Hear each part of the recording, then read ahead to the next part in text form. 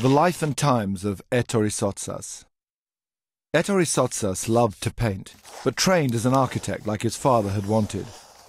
That didn't stop him drawing, though. He always used it as a way to think through his hands.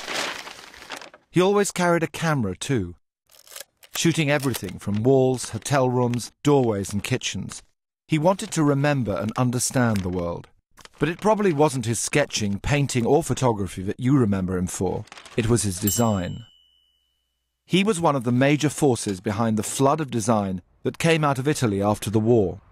His first big break was with Olivetti. When Sottsass came along, electronics was a serious business.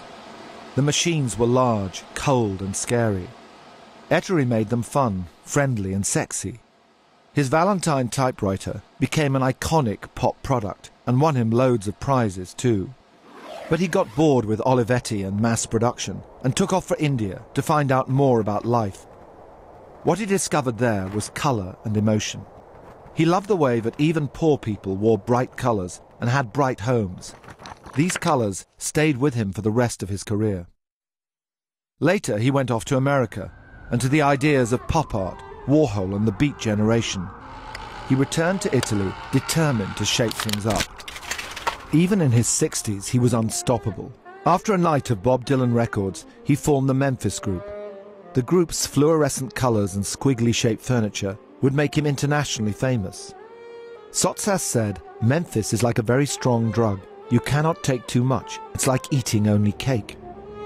Sottsass loved architecture and objects. His buildings could make you smile. His objects could make you laugh.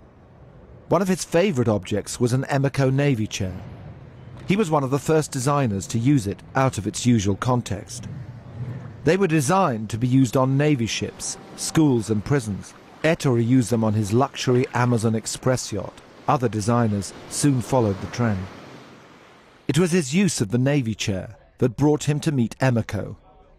Ettore told them he wished he'd design the Navy chair. They both agreed that Ettore should redesign it, and that's what he did. Now, not many people get to see the big 9-0, but Ettore did. His last chair was even named after this monumental milestone. Its brightly coloured, friendly seats took its inspiration from his own Navy chair back home in Milan, with his bright orange cushion on it. As Ettore said, a chair must be really important as an object, because my mother always told me to offer my chair to a lady. We think his mother would have been proud.